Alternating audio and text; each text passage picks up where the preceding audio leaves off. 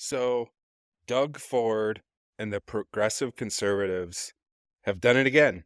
A third straight majority government in Ontario, something no one's pulled off since the 1950s.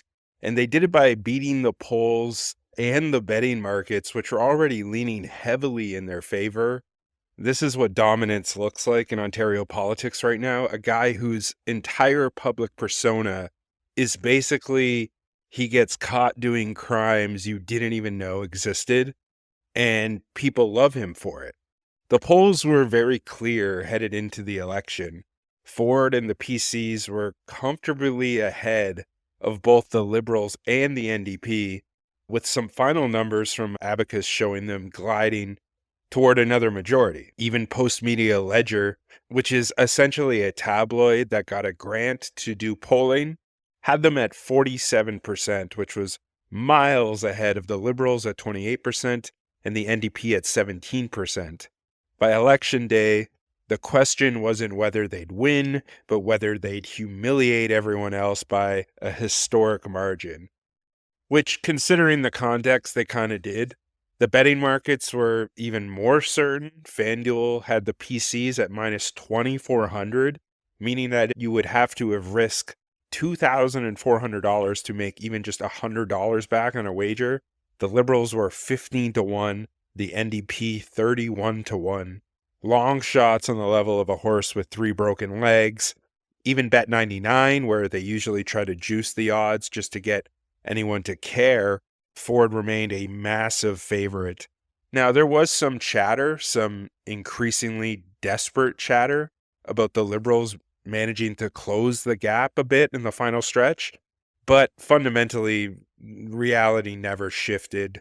Ford was going to win, the Liberals were going to lose, and the NDP were going to fulfill their contractual obligation to exist. But even with all that built-in certainty, it still somehow managed to exceed expectations.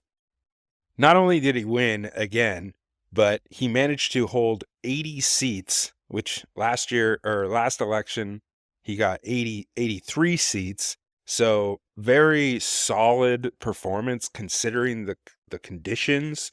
And with that, he's very much turned Queen's Park into his own personal yard sale for what will be another term. And that's the part that makes this very historic. No party has pulled off 3 straight majorities in Ontario since 1959, back when the economy was just factories and leaded gasoline.